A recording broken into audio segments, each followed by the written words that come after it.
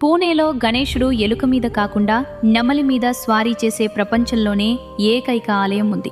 ఇక్కడ బప్పాకు ఒకటి కాదు 3 తొండాలున్నాయి. అడ్డంకులను తొలగించేవాడు ఎందుకు అంత భయంకరమైన రూపాన్ని పొందాల్సి వచ్చింది? దాని వెనుక ఉన్న కథ మీ వెన్నెముకలో వణుకు పుట్టిస్తుంది.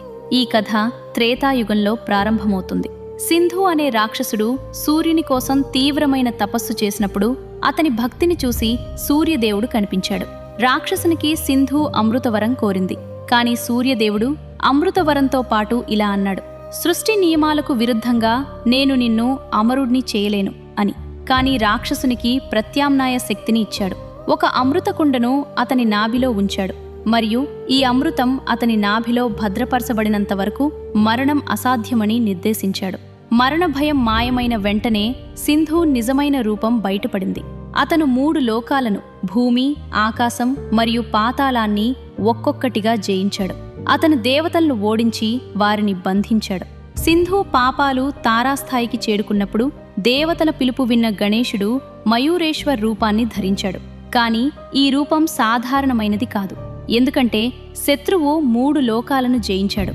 దీనిని ఎదుర్కోవడానికి బప్పా 3 తొండాలను ధరించాడు. ఇది 3 దిశలలో అతని శక్తిని సూచిస్తుంది. అతని భ్రాంతికరమైన వేగాన్ని ఎదుర్కోవడానికి అతను ఎలుకకు బదులుగా వేగవంతమైన నెమలిని స్వారీ చేయటానికి ఎంచుకున్నాడు. యుద్ధం తీవ్రంగా ఉంది. సింధును నరికివేయటం లేదా కాల్చడం సాధ్యం కాలేదు.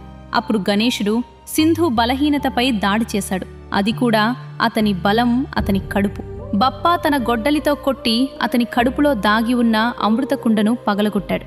అమృతం ప్రవహించింది మరియు అహంకారి రాక్షసుడు క్షణంలో నాశనమయ్యారు. పూణేలోని సోమవార్ పేట్లో ఉన్న ఈ త్రిశుండు మయూరేశ్వర్ గణపతి ఆలయం ఆ విజయాన్ని సూచిస్తుంది. దయచేసి ఈ అద్భుతమైన రూపం కోసం గణపతి బప్పా మోర్య అని కామెంట్స్ చేయండి.